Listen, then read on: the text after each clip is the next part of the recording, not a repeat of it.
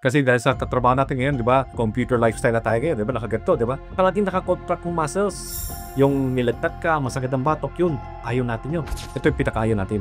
Sakit dito, sa left shoulder. Natatakot ako baka galing sa puso.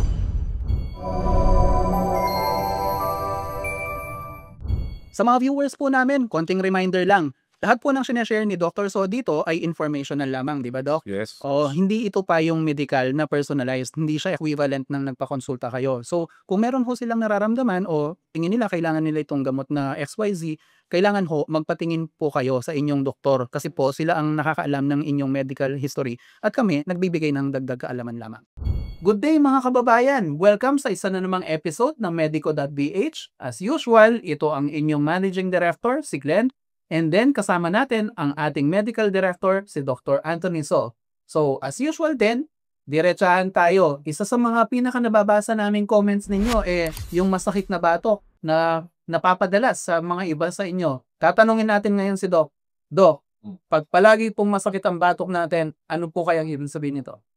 Pag masakit ang batok, stress lang yan. Muscle pain. Akala kasi natin, mataas ang blood pressure natin.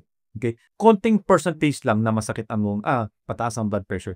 Pero pinakamaganda, pa-blood pressure na lang tayo para sigurado tayo kung mataas ang blood pressure o hindi. So may katotohanan naman po yon in some cases na mataas. Yes. Pero in case po stress or muscle pain, ano po ba yung nangyayari? Bakit sumasakit yung batok? At may iba pa po bang causes ito, Doc? Okay. Kasi dahil sa tatrabaho natin ngayon, di ba, computer lifestyle na tayo ngayon, di ba, nakaganto, di ba? Palaging nakakontract ng muscles. So, pagka ganito, dapat paralax natin yung muscles natin. Stretching is the best. Doc, pwede po ba nating i-demonstrate ko paano yung stretching na ganyan or pwede nyo po pang ilarawan? Madali lang. One of the simple stretch is, ito, hawakin mo dito, ito yung masakit, hawakin mo dito. Ganun na. Okay, very simple. Step po na. Sarap yun. Hindi nila. Kaso walang lasa, masarap yan. Yan, pero susunod ka pala. Then, ikaw mo masahe sa sarili mo. Then, kapag merong unag kayo, lagyan nyo dito, dali sa likod pag ito. Ito naman, exercise. Papagurin mo yung muscles, tutulakin mo yung unan. Hindi pag ganito ha. Tutulakin mo unan pag ganito. Tutulakin mo. Para mapagod, dahan-dahan magre-relax din siya.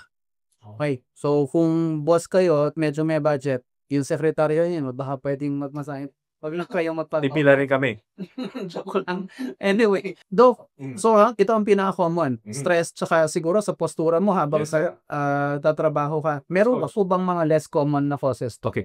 Yun. Siyempre, may mga arthritis yun. Masakit pala arthritis.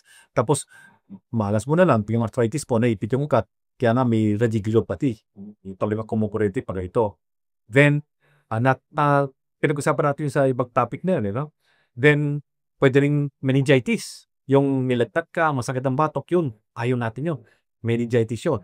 Doc, ang meningitis ho, infection po ito, no? Infection, sir.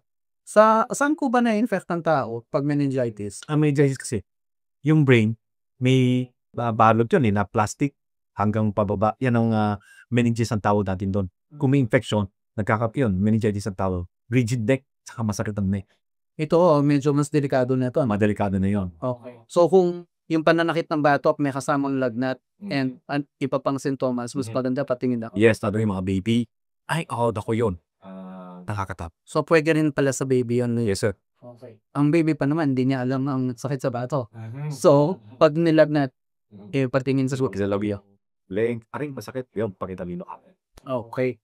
So, yun pala. Stress lang naman. And typically, stretching lang yung kailangan natin. Anything else na kailangan po natin malaman? Pwede kayo maglagay ng ward compress para mapawasan ng sakit.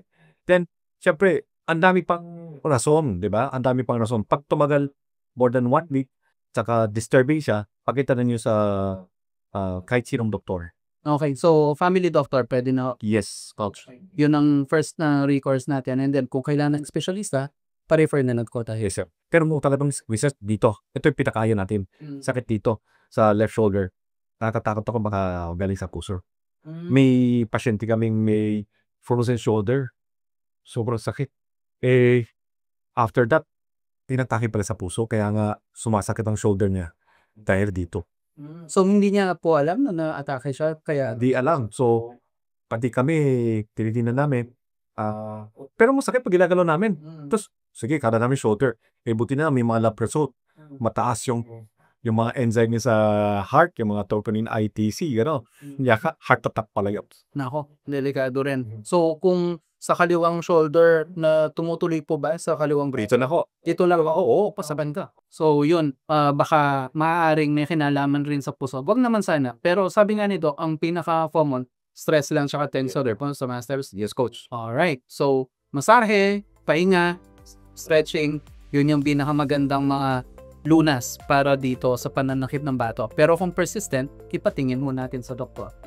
Alright, sa ngalan po ng aking partner, si Dr. Anthony Sol, this is Glenn, nagsasabing stay happy, stay healthy, and see you sa next episode ng Medico.ph. Bye-bye!